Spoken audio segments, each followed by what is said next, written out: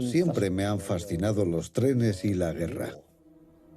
Seguramente porque mi padre luchó desde 1939, estuvo en Dunkerque, tuvo suerte de sobrevivir y participó en el Día D. Los trenes eran una parte esencial de la guerra moderna. Hitler lo sabía y fue de un país a otro cuando invadió casi toda Europa usando el ferrocarril para trasladar sus tropas a gran velocidad. Cada vez que invadían un país nuevo, absorbían su sistema ferroviario, de modo que al final 1.600.000 personas trabajaban para la Reichsbahn de Hitler. Lo que pasó entonces fue que esta extensa red se usó para un fin mucho más siniestro. Y no era solo un dictador loco. Todas esas personas contribuyeron a acelerar la destrucción total de la nación judía. El ferrocarril aceleró las cosas y sabemos que más de 6 millones de judíos fueron asesinados en el Holocausto. Quiero recorrer Europa para ver qué parte desempeñó el ferrocarril en este plan maligno. Quiero ir a los guetos, a los campos de exterminio.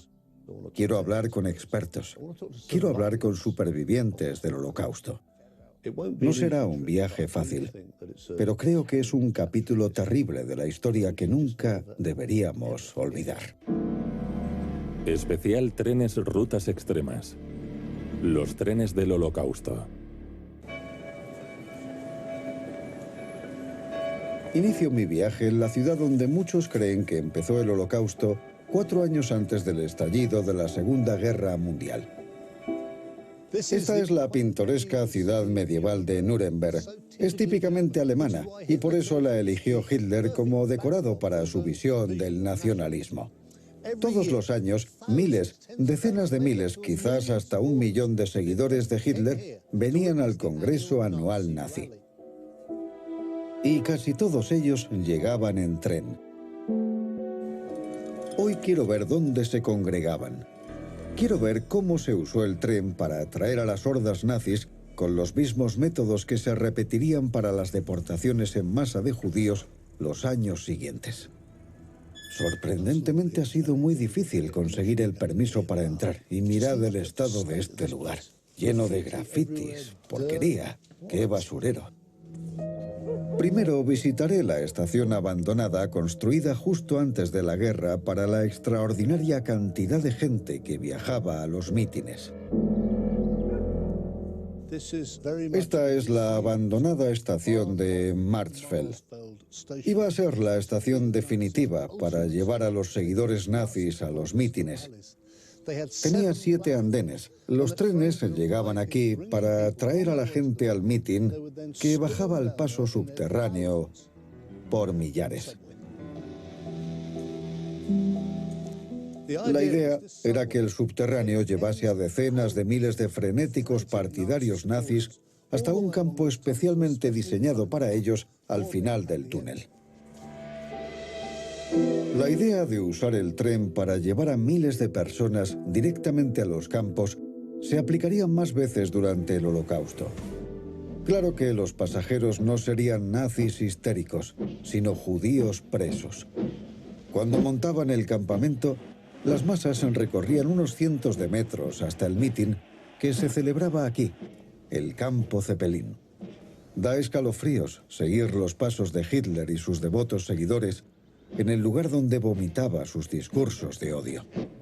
Unser Deutschland, Sieg heil! Sieg heil! Sieg heil!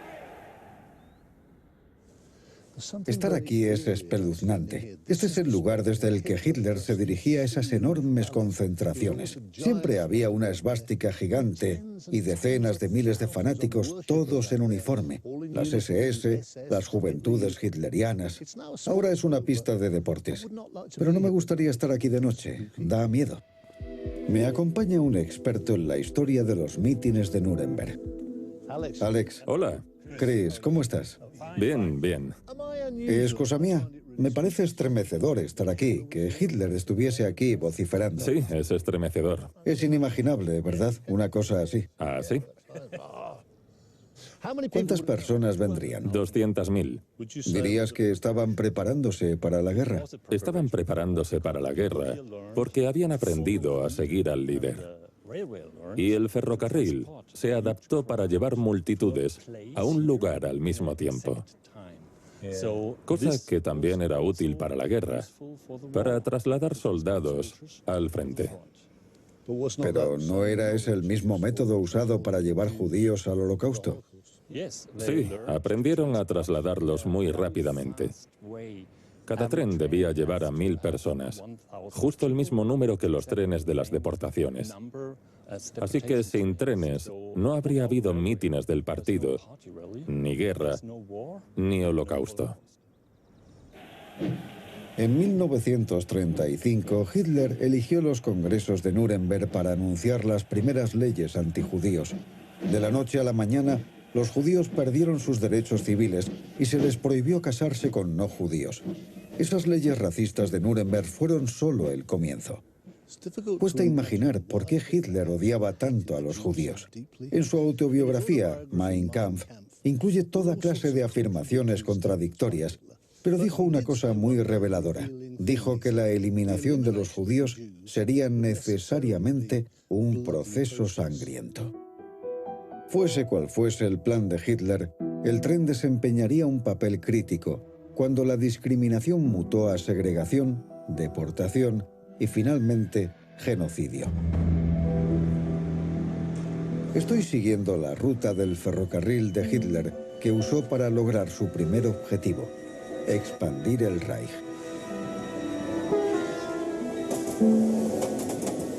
En 1938, Hitler se preparaba para la guerra y no podía hacerlo sin un ferrocarril eficiente. Por eso usó la Reichsbahn para transportar rápidamente a miles de soldados y ocupar Austria y la región a donde voy a ir hoy.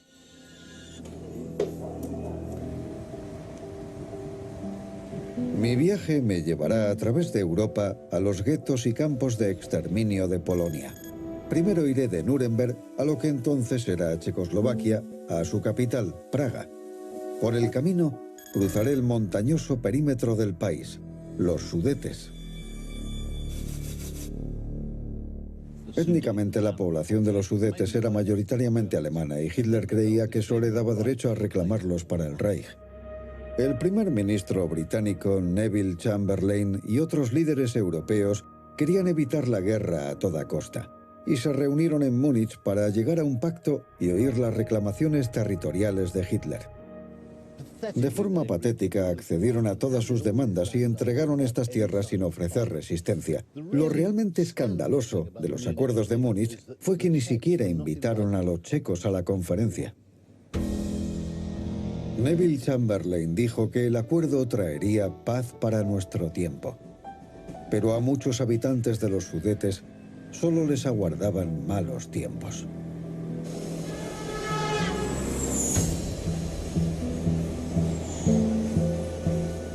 En otoño de 1938 comenzó la cuenta atrás para la guerra cuando Hitler se anexionó los Sudetes. Los contrarios a los nazis en los Sudetes dejaron sus hogares y huyeron a lo que quedaba de Checoslovaquia. En Praga, equipos de voluntarios se aplicaban a encontrar rutas de huida para los más amenazados. Hubo un enorme problema con los refugiados y un miedo creciente a que los nazis ocupasen el resto del país. Pero en esta parte de la ciudad había un par de hoteles donde hacían listas secretas de las personas más vulnerables que había que sacar del país, y rápido. Una de los voluntarios era una académica británica que se alojaba en este hotel. Doreen Warriner vino a Praga para ayudar a refugiados políticos, pero acabó teniendo un papel destacado en el rescate de niños judíos. Redactó listas con miles de hombres y mujeres que serían asesinados con toda seguridad si caían en manos de los nazis. Les consiguió trenes y visados para el Reino Unido e incluso acompañó a algunos en el viaje. Warriner trabajaba incansablemente y solía terminar el día en el bar del hotel con un zumo de tomate. Pero en enero de 1939, una inquietante noticia que pondría en riesgo su obra interrumpió su velada. Una noche, un grupo de alemanes reía y bebía, celebrando algo. Pero un pálido camarero, un judío, parecía preocupado. Cuando Warriner le preguntó por qué estaban tan contentos los alemanes, dijo que porque ahora iban a por Checoslovaquia. Ella preguntó cuándo, y él dijo, en marzo. Esa asombrosa predicción se cumplió el 15 de marzo. La ambición de Hitler no se detuvo en los Sudetes. Quería toda Checoslovaquia. Los judíos checos perdieron sus derechos y acudió a Warriner un aluvión de familias desesperadas por huir. Gran Bretaña prometió ayuda, pero con limitaciones. El Ministerio Británico del Interior accedió a acoger a algunos niños, pero con ciertas condiciones. Debían ser menores de 17 y sus padres tenían que abonar 50 libras, una fortuna para la época, y había que encontrarles hogares de acogida en Gran Bretaña. Eso implicaba separar a los niños de sus padres. Max Spitzer y su esposa Pavla tomaron esa dolorosa decisión y solicitaron que sus 3 hijas fueran trasladadas a Gran Bretaña. La menor, Susana, solo tenía 7 años. Casi 80 años después, he quedado con Susana en el andén desde el que partió para Inglaterra en julio de 1939. La estación moderna es tan ruidosa que nos vamos a la sala de al lado para ver una extraordinaria película doméstica que hizo su padre días después de la invasión nazi. Ahí está la esvástica. Ese es el castillo. Cuando lo ocuparon los alemanes. Mi padre lo filmó en secreto. Hacía películas de los guardias, de los alemanes en el exterior del castillo. De haberlo pillado, le habrían disparado. No entiendo que no supiera eso. Mira, este es el cambio de guardia. Alemanes en castillos checos. Es algo terrible. Terrible. Nadie parecía tener ni idea de lo feo que se pondría todo. No. Creo que, al principio, la gente no quería creer que hubiese peligro, pero empezaron a filtrarse historias y les entró miedo. Sin que Susana lo supiera, un socio de Doreen Warriner preparaba su rescate.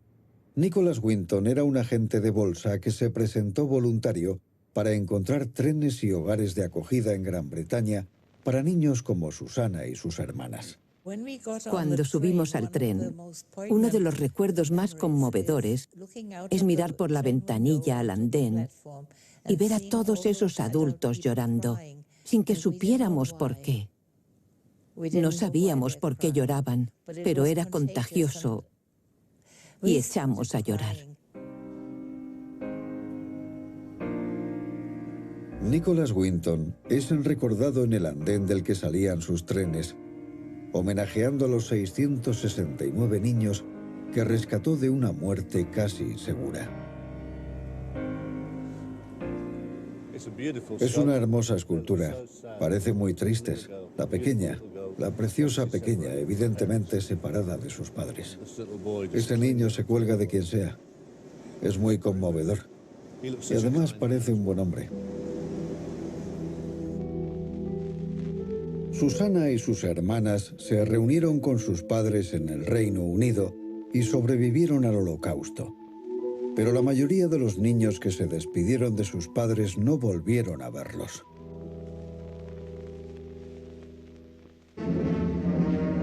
El 1 de septiembre de 1939, toda esperanza de más trenes de rescate a Gran Bretaña acabó abruptamente cuando Hitler invadió Polonia. Se cerraron las fronteras y Gran Bretaña declaró la guerra a Alemania.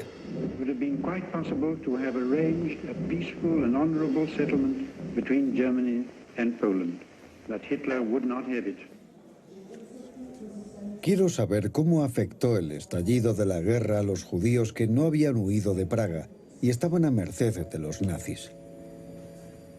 Este tren me lleva a unos 75 kilómetros al norte de Praga, donde espero conocer a una extraordinaria mujer que quiere hablarme del terrible viaje que hizo hace 77 años.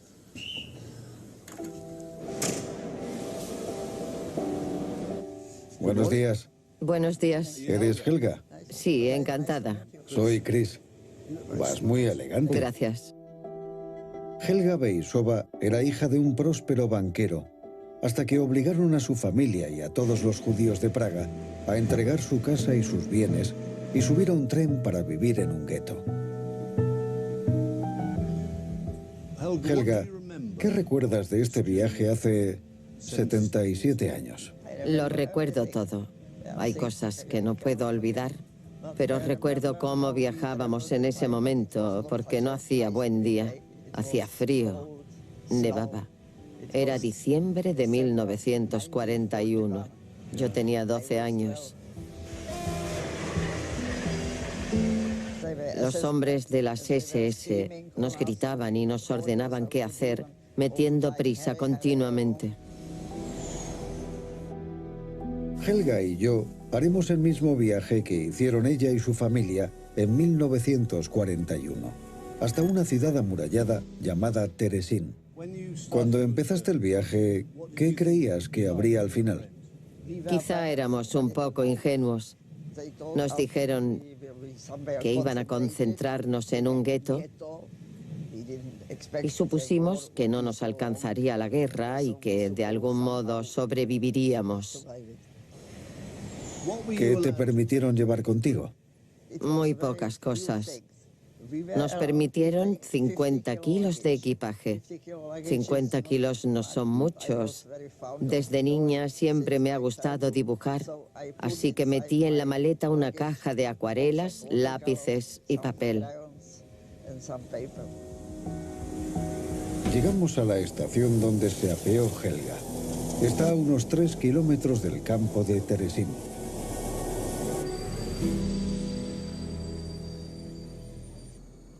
Ten cuidado, yo te llevo el bolso. ¿Bien? ¿Este es el mismo edificio de la estación? Creo que sí. Desde aquí fuimos andando hasta Terezín. ¿A qué distancia? 3 kilómetros. 3 kilómetros. ¿Y hacía frío? Hacía frío y nevaba. Así que había nieve por todos lados, os congelaríais. Era diciembre. Está muy lejos. Sí. Se prohibió a los prisioneros llevar registros de la estancia en Terezín, pero eso no impidió a Helga usar los lápices y el papel que llevaba para escribir un diario que ilustraba con dibujos como este de los presos caminando hasta el campo. Un camino lleno de baches y el deshielo. Los pies pesados se hundían en el barro y salían chorros de agua sucia y amarilla de debajo de los carros cargados de equipaje. Nos enteramos de muchas cosas desagradables. La peor, hombres y mujeres vivían separados. Todos los que podían andar tenían que andar. Cargaban con algunos viejos y enfermos. Estamos llegando a Terezín. Ya estamos dentro. Terezín convenía a los fines nazis. Como antigua guarnición, estaba lejos y separada de otras poblaciones, con un claro perímetro para evitar que sus habitantes escapasen. Antes de la guerra, aquí vivían 7.000 personas, pero los nazis los echaron para poder hacinar en el mismo espacio a un número de judíos 10 veces mayor. Siempre vuelven los recuerdos. Reconozco los edificios.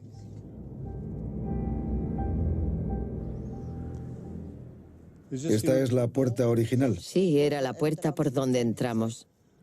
Pero solo las mujeres. Mujeres y hombres estaban separados. Mi padre fue a otro lugar, pero no sabíamos a dónde. Tu madre y tú estaríais muy preocupadas por lo que le hubiera pasado a tu padre. Claro que lo estábamos. No nos dejaban salir. El dibujo de Helga del pasillo interior de los barracones nos da una idea de lo dura que era la vida. La niña del camastro tiene tuberculosis. ¿Cuál crees que era la ventana de tu dormitorio? Estaba por aquí.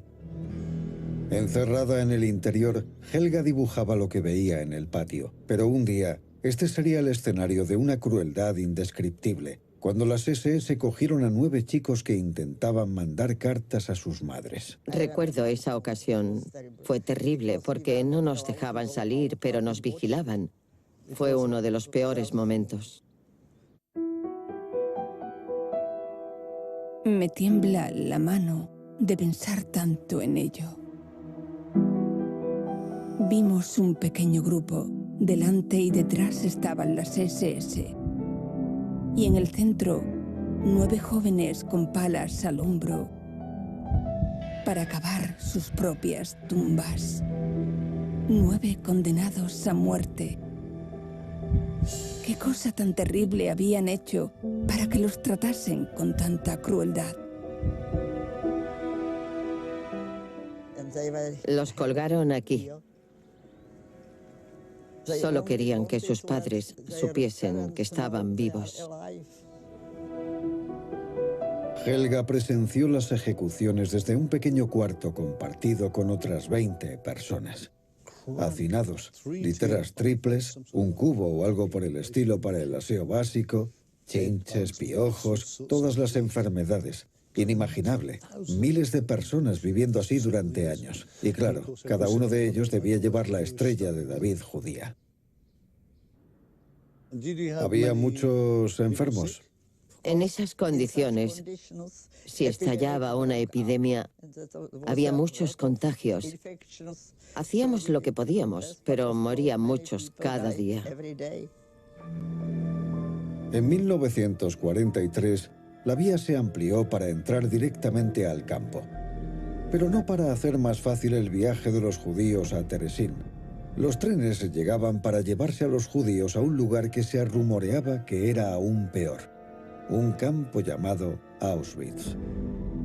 En este campo, ¿teníais alguna idea cierta de lo que sucedía en otros como Auschwitz? No lo sabíamos.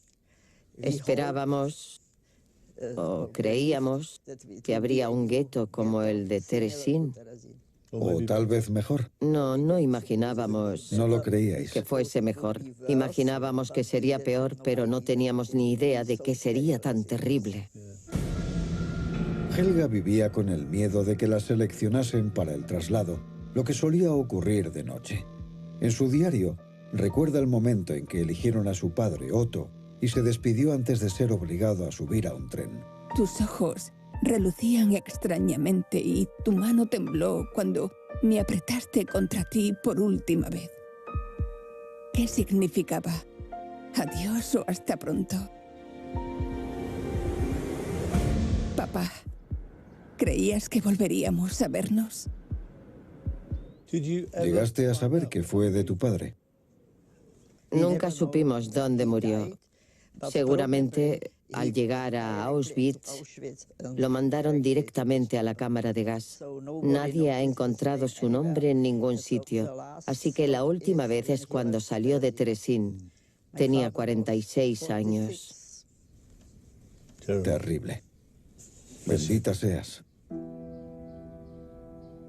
5 días después de la marcha de su padre, Helga y su madre fueron trasladadas a Auschwitz. Casi todos los deportados eran asesinados al llegar, pero milagrosamente Helga y su madre sobrevivieron. Sorprendentemente también sobrevivieron sus dibujos y su diario. Su tío los ocultó en una pared después de que ella dejase estos barracones. El tren trajo 150.000 presos a Terezín. 33.000 murieron aquí y muchos más en Auschwitz.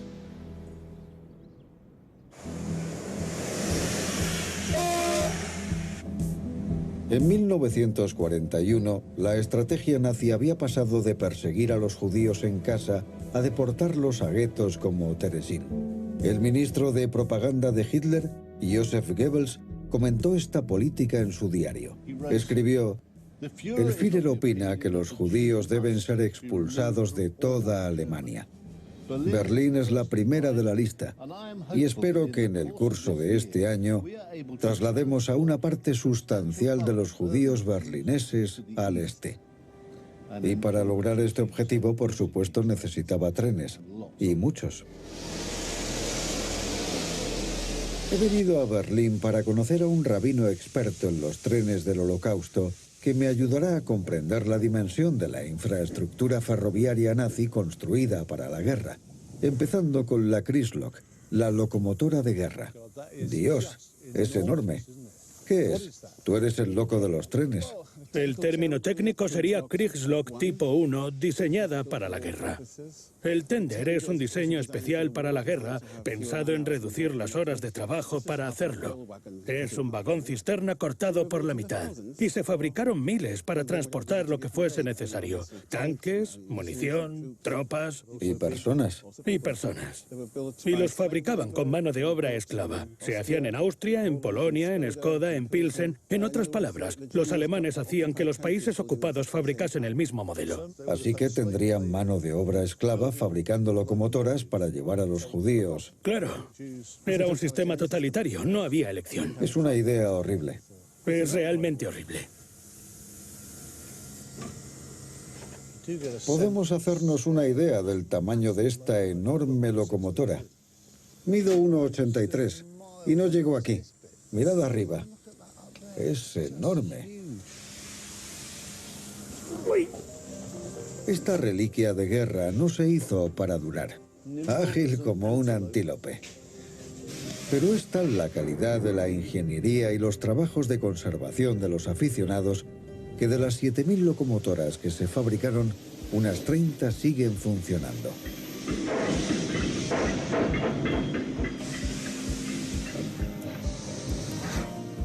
Esta lleva a la gente a excursiones culturales por el campo. Es una sensación rara. Supongo que los pasajeros no conocen la historia de la Kriegslok como instrumento de guerra, y en especial del Holocausto. Está lleno, pero claro, en los años 40 habría sido muy distinto. Hoy parece que están disfrutando, pero lo cierto es que había más de 1000 en cada tren. Iban en vagones para ganado, modificados. Habría una sola ventana, un lavabo. Habría sido muy distinto. Desde que empecé este viaje me ronda la cabeza una pregunta. Una pregunta sobre el Holocausto que quizás solo un rabino pueda responder. ¿Por qué crees que pasó? ¿Qué sentido tenía? Lo siento, ahí me has pillado. No hay respuesta. La gente a la que más temo es la que tiene respuestas. Pienso mucho en la vida, y el judaísmo es una religión con muchas preguntas. Yo creo que hay que hacer preguntas, pero temo a los que tienen respuestas, porque son los que dejan de hacer preguntas. A mí me quedan muchas preguntas. Por ejemplo, ¿cómo pudo la Reichsbahn, con más de 1 millón de empleados, colaborar con los nazis para deportar a tantos judíos? ¿Todos los trabajadores de los trenes sabían lo que hacían? ¿Sabían a dónde llevaban a los judíos? ¿Y qué les pasaba? ¿Sabían los civiles alemanes lo que sucedía? Hoy esto es un memorial, pero en 1941 había una gran sinagoga. Pero los días de la sinagoga de la calle Levetov como lugar de culto terminaron. Los nazis decidieron convertirla en un campo de tránsito, donde se ordenaba a los judíos presentarse antes de ser deportados. Miles de judíos se instalaban aquí, a veces varios días, en condiciones pésimas, hasta que un día les decían que su tren estaba listo y les esperaba su nuevo hogar.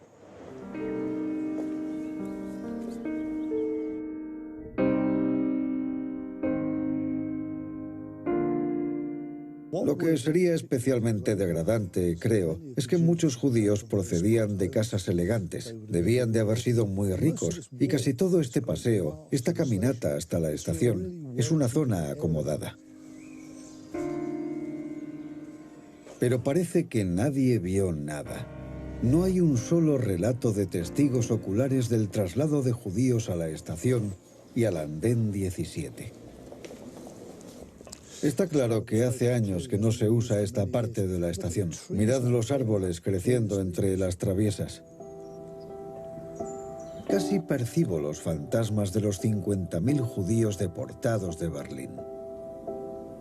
Su humillación total cuando los obligaron a pagar sus billetes de ida.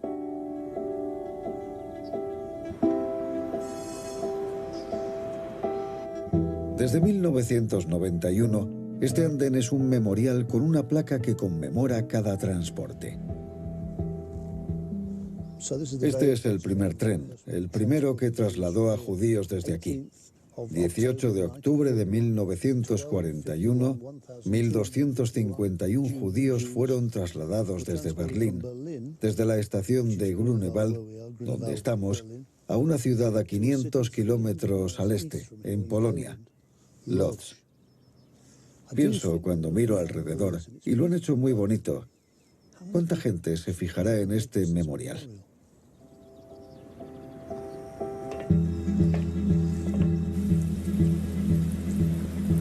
Ya no hay trenes de Grunewald a Polonia, así que tomaré la ruta moderna, desde la elegante estación central de Berlín. Voy a Polonia para seguir la ruta de los judíos llevados allí en 1941.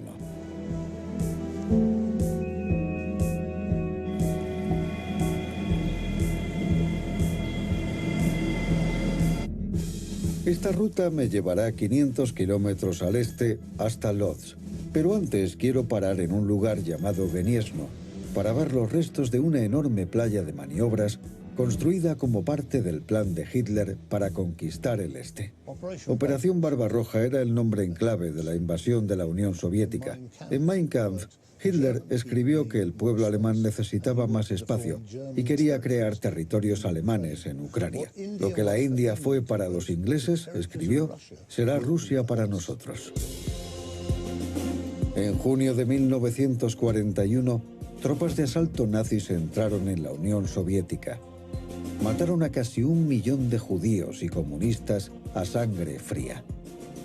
Estas masacres marcaron una nueva fase del Holocausto, eufemística y grotescamente llamado solución final a la cuestión judía. Pero Hitler tenía un problema. La Unión Soviética era enorme, mucho más que los países que había invadido. Para proseguir la invasión necesitaba enormes proyectos ferroviarios y conservar intactas las líneas de abastecimiento de hombres y armas. He venido a Gniezno para ver una de las extraordinarias estructuras que hicieron posible la invasión de la Unión Soviética. Ahí podemos ver una enorme playa de maniobras nazi. En su apogeo, aquí trabajaban 3.000 personas. Muchas de ellas eran prisioneros judíos.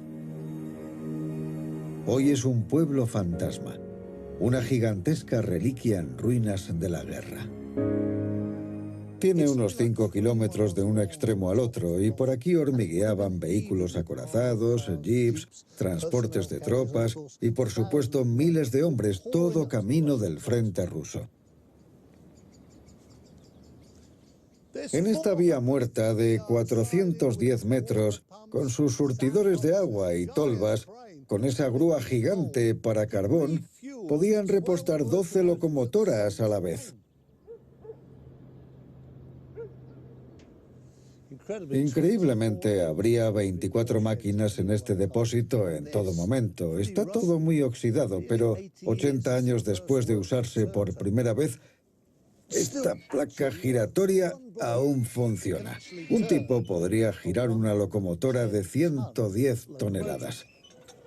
Aún funciona. Sí.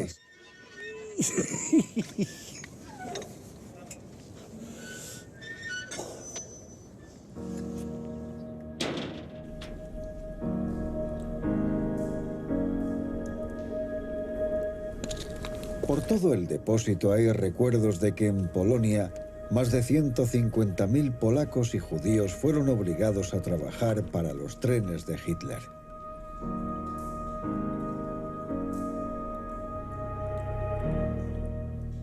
Grabada en muchas de las vallas de este taller, vemos la famosa marca Krupp, una enorme empresa alemana de acero y munición. Tras la guerra, en los juicios de Nuremberg, los Krupp fueron declarados culpables de crímenes de guerra y uso de mano de obra esclava. Supongo que Hitler libraba 2 guerras, una contra los aliados y los rusos y otra contra los judíos. Pero sin la mano de obra esclava de judíos y polacos, nunca se habría construido esto. Y sin estos depósitos, no habría habido trenes, vehículos e infraestructuras para invadir Rusia. Al final, este lugar da cuenta de cómo acabaron las ideas nazis de dominación mundial. Pero en 1941 la amenaza era aún muy real y el tren era fundamental para el plan nazi de aniquilación de los judíos. He llegado a la estación de Radegast en Lodz, a donde llegaron 1.200 judíos berlineses en octubre de 1941 para ser concentrados con otros judíos en el gueto. Este es el primer lugar al que saldrían los judíos que se dirigían al gueto de Lodz. Prácticamente todos los deportados, quizás decenas de miles, llegaban aquí y recorrerían unos cientos de metros hasta donde les habían prometido nuevas casas y mucho trabajo. Pero era mentira. Se establecieron casi 1 millar de guetos a lo largo y ancho del Reich. Eran lugares de muerte y horror.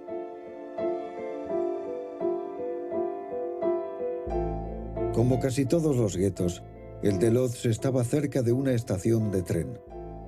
Se levantó un perímetro para separar a los habitantes del resto de la población de la ciudad.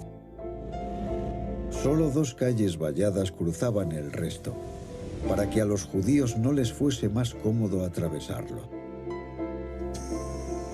La línea de tranvía que pasaba por una de esas calles sigue operativa, y puedo hacerme una idea de cómo debía de ser el gueto.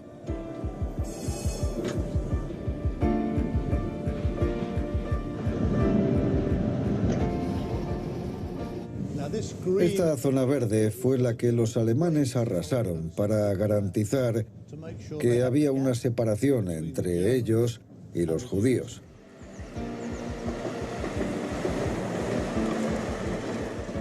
Había vallas de madera a todo lo largo de la ruta y 164.000 personas se hacinaban en esta zona de menos de 4 kilómetros cuadrados.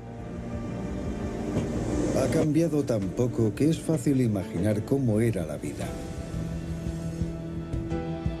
La pasarela de madera se construyó para que los habitantes del gueto no tuviesen acceso a la calle. Hacinados, explotados, presa de enfermedades, la policía nazi tenía orden de disparar a cualquiera que se acercase al perímetro. Ese edificio de aspecto inocuo, que ahora es una farmacia, era la sede de la Gestapo.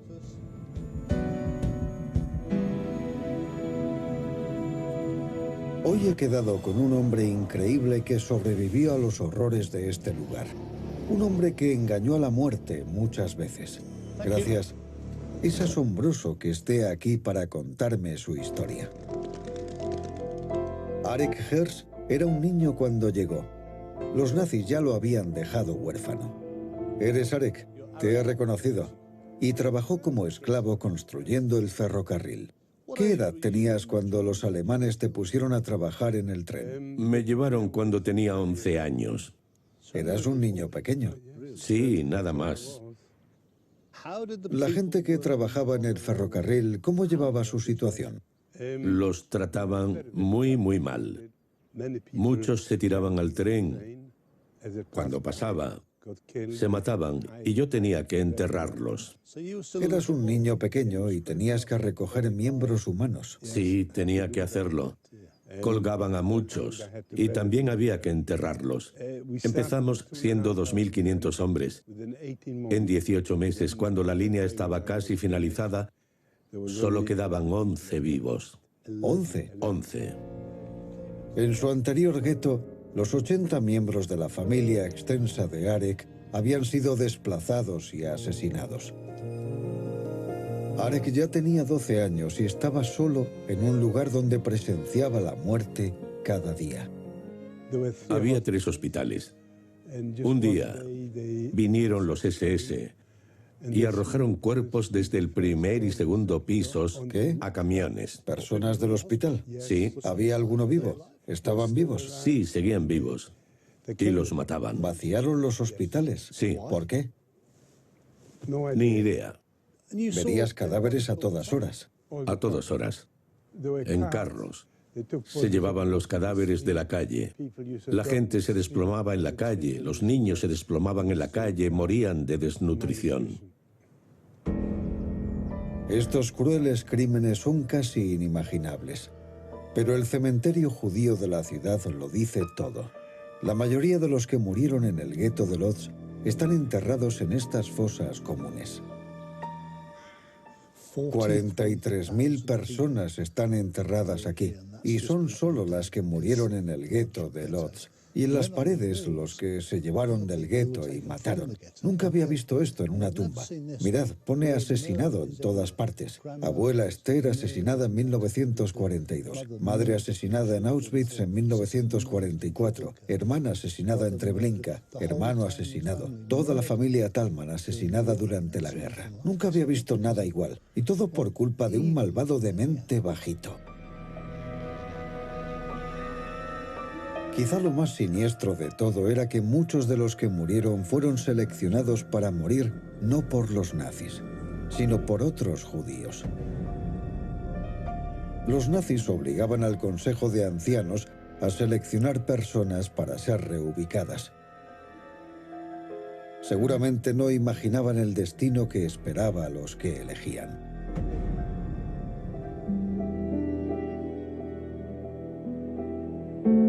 En septiembre de 1942, Arek escuchó rumores de que podrían seleccionarlo a él y se ocultó en un cementerio.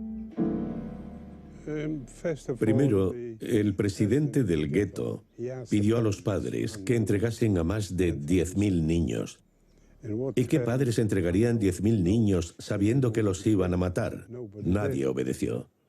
Muchos padres escondieron a sus hijos y muchos fueron asesinados cuando las SS los encontró. Yo me escondí detrás de una lápida y rezaba a Dios para que no me pillasen porque estaba en el grupo de edad que se querían llevar. Si las SS encontraban a los niños, ¿qué hacían? Dispararles. Se estaba escribiendo el siguiente capítulo maligno del Holocausto. Y si quería seguir vivo, Arek debía esconderse entre los muertos. Mientras él se ocultaba, miles de niños y adultos eran detenidos, llevados a la estación de Radegast y llevados lejos al campo. El hombre que decidió trasladar a los niños de aquí fue uno de los mayores criminales del Holocausto, el Sturmbannführer SS, Herbert Lange. Ya tenía práctica por asesinar a enfermos mentales para el Reich y ahora iba a centrar su atención en los judíos. Lange eligió esta zona remota por su escasa población y su denso bosque, que le permitía operar en secreto. También disponía de la ventaja de un tren de vía estrecha. Cuesta imaginárselo, pero este era el final de la línea de vía estrecha que los traía aquí. Desde aquí los cargaban en estos camiones. Vemos a los soldados alemanes metiéndolos a todos en los camiones con tranquilidad. Todo se ve muy tranquilo. No sabían lo que les esperaba.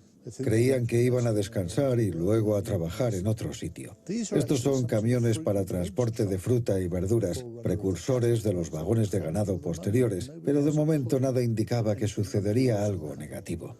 Y esa tranquilidad fue creada a propósito por los nazis. Los prisioneros eran llevados a una mansión en el límite de una aldea llamada Helmno. Allí los recibía un comandante que los saludaba con una voz tranquilizadora. Este sitio me da escalofríos. Hay que imaginarlo con una valla alta de madera alrededor y alambre de espinos por arriba, pero hay una bonita iglesia allí, dominando el valle. Allí había un granero, y todo esto era una magnífica mansión que los alemanes volaron cuando finalmente completaron su labor. Ahora es un yacimiento arqueológico donde los historiadores reconstruyen el funcionamiento del campo. Unas 100 personas cada vez pasaban por aquí, bajando esta escalera, entregaban sus objetos valiosos y hasta les daban un recibo. Luego pasaban a una sala mucho más grande. Allí se desnudaban. Había carteles cínicamente tranquilizadores que decían cosas como dormitorios, servicios, y bajaban al sótano para ducharse. Entraban en este estrecho pasillo que están excavando ahora. Y entonces, de repente, acababa el fingimiento. Los obligaban a avanzar a culatazos y latigazos por aquí, por ese estrecho corredor, subir a una rampa y meterse en furgones. Luego cerraban la puerta.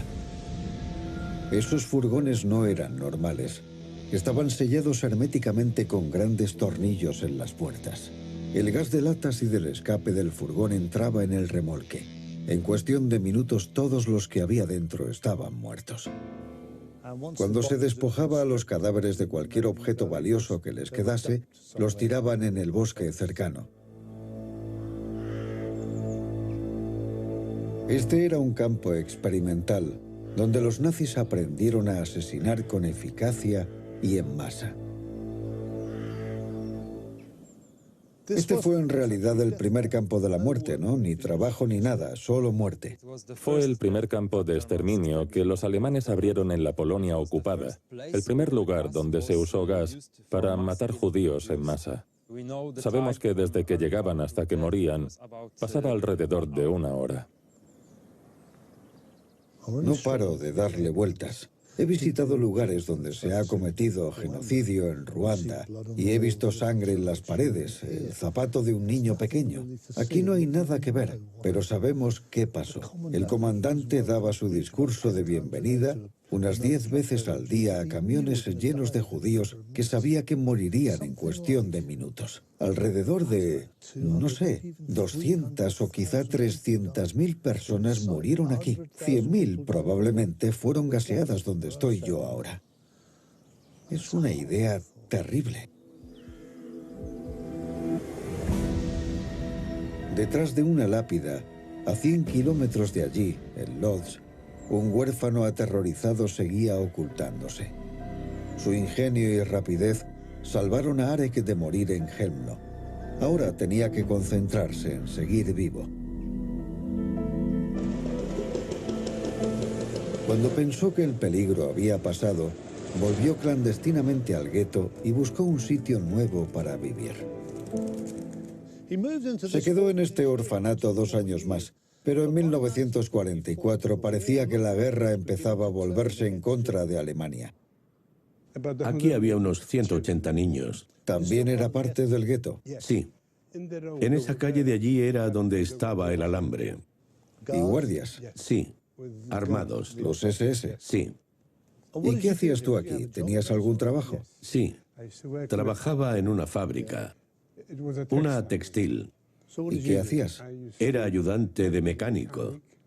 Me cogieron para enseñarme la maquinaria. Y también tejía de cuando en cuando. En 1944, sí. ¿Los niños ya teníais la sensación de que la guerra cambiaba? Teníamos la sensación de que la guerra cambiaba. Nos enteramos por ciertas personas que creo que tenían radios. En 1944 supimos que los alemanes estaban perdiendo y los rusos estaban en Varsovia, que no está muy lejos. Pero la esperanza de liberación de Arek acabó repentinamente cuando los nazis decidieron liquidar el gueto y desatar nuevos horrores contra sus habitantes.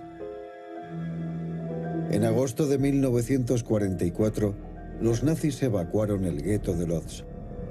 Durante 3 semanas, los 68.000 habitantes fueron llevados a la estación de Radegast para viajar en el tren de la muerte. Cuando pensamos en el Holocausto, esta es la imagen que nos viene a la mayoría, hilera tras hilera de vagones de ganado abarrotados de personas desesperadas. Entre otras cosas, usaban estos vagones porque la guerra acaparaba gran parte del material rodante, y esto era lo que quedaba.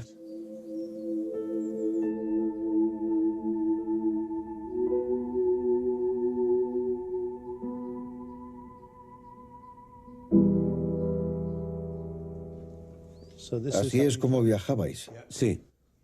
Este era nuestro Viaje. Alambre de espinos Sí. en la ventana. Todas las ventanas lo tenían. No podía escapar nadie, ¿verdad? Sí. ¿Cómo ibas a salir de ahí? No se podía, pero ponían alambre de espinos para asegurarse. ¿Cómo era? Supongo que debía ser... Horrible. Sí. Sí, 100 personas de pie. No podías sentarte. ¿Un lavabo? ¿Un cubo? Un cubo, sí. Y una manta para taparnos. Las vergüenzas. Sí, ¿Murió alguien en el trayecto? una persona. ¿Quién era? Una mujer. Se desplomó, pero el tren siguió y nadie se fijó en ella. La dejamos en un rincón y eso fue todo. Arek ha accedido a rehacer el terrible viaje que hizo en agosto de 1944 con otros 184 huérfanos desde Lodz a un pueblo del sur de Polonia llamado Oswiecim. Por entonces, este era un nudo ferroviario con mucho tráfico y con líneas que se extendían por toda la Europa nazi que se usaron para trasladar a más de 1 millón de judíos y otros prisioneros a esta zona. Estaba inquieto porque nos dijeron que trabajaríamos en fábricas, Ya. pero yo no sabía qué nos esperaba. Cuando llegasteis, aunque llevabais 2 días hacinados y teníais hambre, ¿recuerdas tu primera impresión cuando miraste afuera? Miré por una rendija del tren y vi a los SS con perros. Eso me inquietó de inmediato, porque sabía que las personas más horribles nos estaban esperando.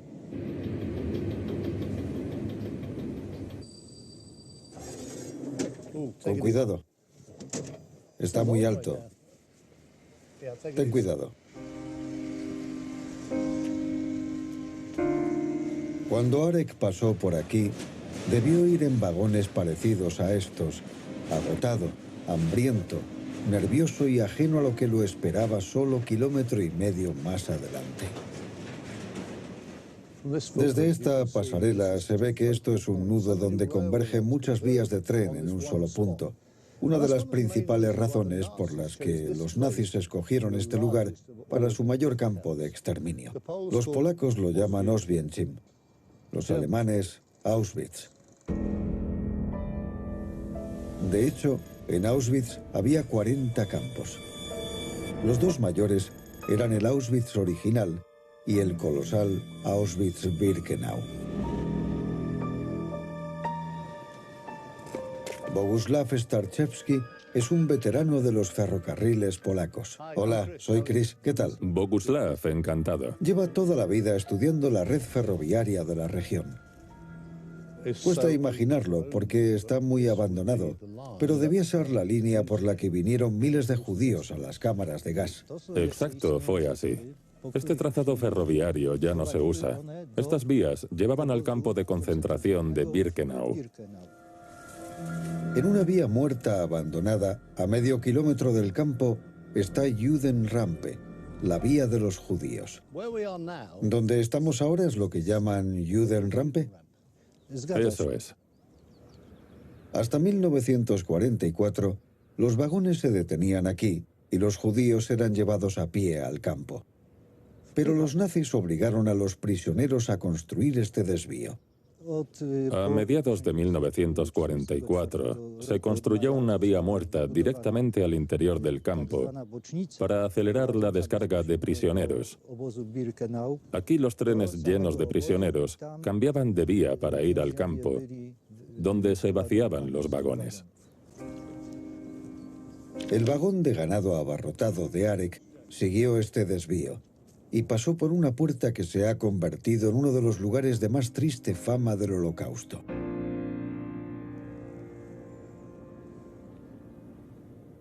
Se llama Puerta de la Muerte porque prácticamente todos los que recorrían esta vía y atravesaban esa puerta eran asesinados. En su apogeo, en 1944, en solo 8 semanas, más de 430.000 judíos cruzaron esa puerta y no volvió a verse a casi ninguno de ellos. Birkenau es el lugar donde las lecciones aprendidas en Nuremberg, en los guetos y en Chelmno se combinaron con una maldad y eficiencia sin precedentes. Es un lugar enorme y las dimensiones de lo que hicieron los nazis son colosales. Los barracones de las mujeres están allí, a la izquierda, los de los hombres allí a la derecha. Esos son los de quienes eran seleccionados para trabajar, pero el resto, los demasiado jóvenes o demasiado viejos y los enfermos llegaban hasta el final del andén, a las cámaras de gas. Cuando los recién llegados bajaban al andén, los sometían a una selección. Era supervisada por el doctor Josef Mengele, conocido como el Ángel de la Muerte. Su equipo decidía entre vida, muerte o el envío a crueles experimentos médicos. Arek y los demás niños del orfanato eran demasiado pequeños para trabajar. Parecía seguro, al menos para Arek, que los seleccionarían para morir. El tren paró ahí, en esa vía, y nos acercamos a 3 oficiales de alta graduación. Estaban aquí, de pie. Porque uno de ellos era, ahora lo sabemos, Mengele. Mengele, sí. ¿Y qué hicieron Mengele y compañía? Te elegían para morir o vivir. A este lado morías. Seleccionaron a mujeres, niños, ancianos y los pusieron a todos en este lado.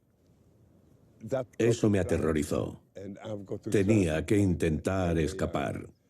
¿Qué hiciste? Oí un alboroto a causa de un niño. Una madre tenía un niño en brazos y ellos querían llevársela, no querían al bebé. No quería entregarles al bebé. Se puso a gritar cuando intentaron quitarle al niño. En ese momento, durante unos segundos, me quedé atrapado ahí en medio, sin saber qué pasaba. En la confusión, Arek, de 14 años, se acercó a un oficial de las SS y se inventó una mentira. Uno de los oficiales me preguntó mi edad. Le mentí. Le dije que tenía 17 años y que era cerrajero. Cosa que no eras. No, nunca lo he sido. Nunca. ¿Por qué pensaste en un cerrajero? Solo se me ocurrió eso. Cosas de mecánica. Los alemanes querían cualquier cosa de mecánica. Y me dijeron que me fuera a ese lado. Y los demás se fueron a la izquierda. Todos ellos. Había 182 niños. ¿Del orfanato? Del orfanato. Y los mandaron a todos a ese lado. ¿Tus amigos? Todos. ¿Y no volviste a verlos? No, no.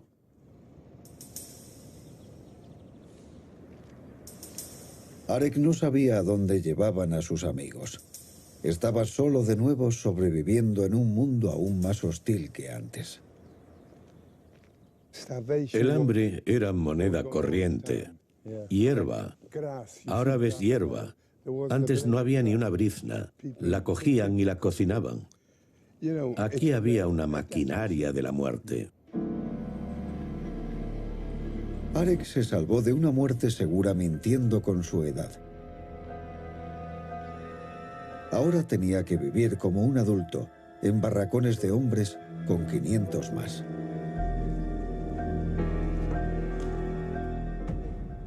Después de seleccionarte para trabajar, ¿qué pasó? Me raparon.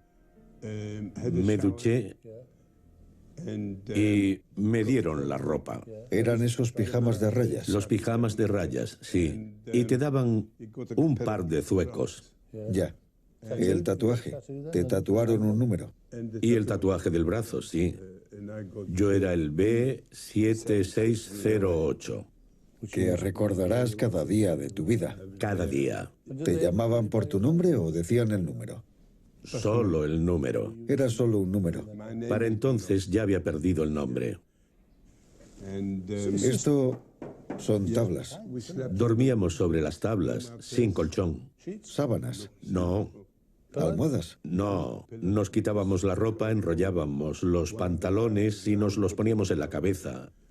Así dormíamos. ¿Y cuántos erais aquí? Unos 10 en cada litera. ¿Cómo eran las noches? La gente roncaba, lloraba, tosía, en cada cama. Era terrible. ¿Te lo imaginas? Imposible. ¿Moría gente durante la noche? Mucha gente, sí. Cada mañana traían un carro, recogían los cadáveres y los quemaban. ¿Alguna vez estuviste tumbado al lado de alguien pensando que esa persona ya estaba muerta? Estuve en varias situaciones así, pero era lo mismo todos los días. Cada detalle que me das parece peor que el anterior. Así era la vida aquí. Mientras Arek luchaba por sobrevivir, cada día llegaban más trenes que llevaban a más judíos a la muerte.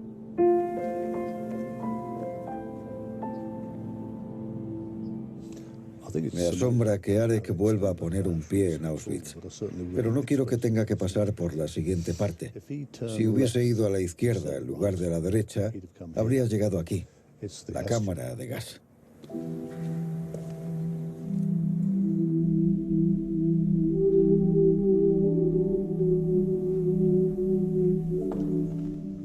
Conocemos la historia de este lugar, pero lo que sucedió aquí es casi imposible de creer.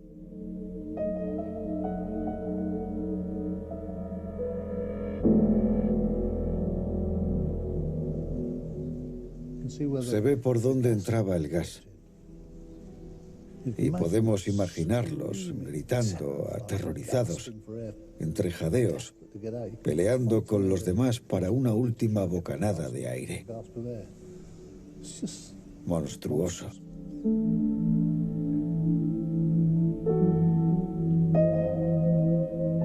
Luego, los muertos eran introducidos en estos hornos e incinerados.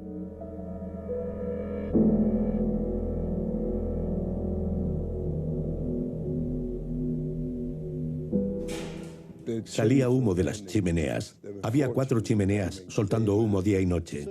Cuando veías ese humo negro salir de las chimeneas, ¿sabías qué era? No. Me dijeron que eran cámaras de gas, los crematorios donde mataban a las personas que venían aquí.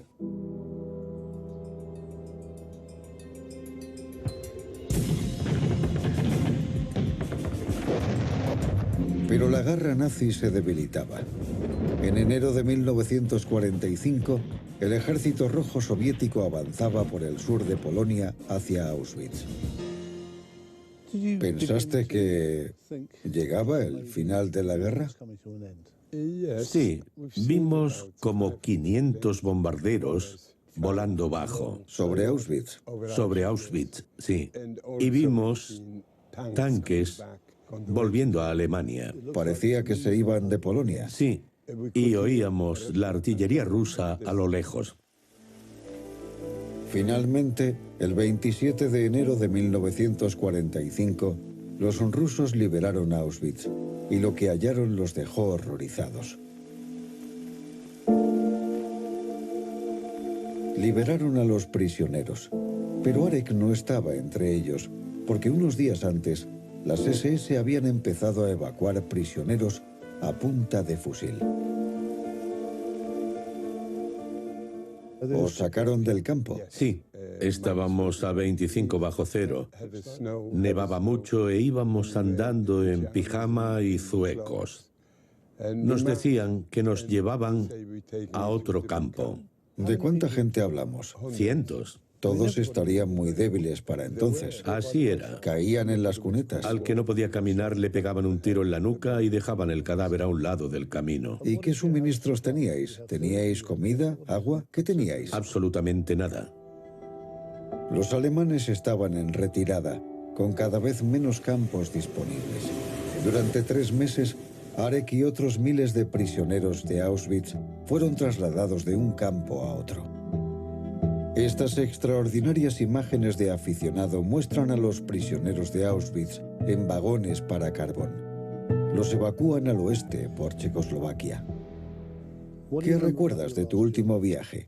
Nos metieron en un tren en vagones abiertos, sin techo. Comíamos hierba cocida. Y también me comí un zapato. ¿Te comiste un zapato? Lo corté y quemé el cuero. ¿Eso era alimento? ¿Eso te mantuvo vivo, comer un zapato? Trozos de cuero. Ya estabais desesperados. Mucho. No nos daban comida. La mayoría murió en ese viaje.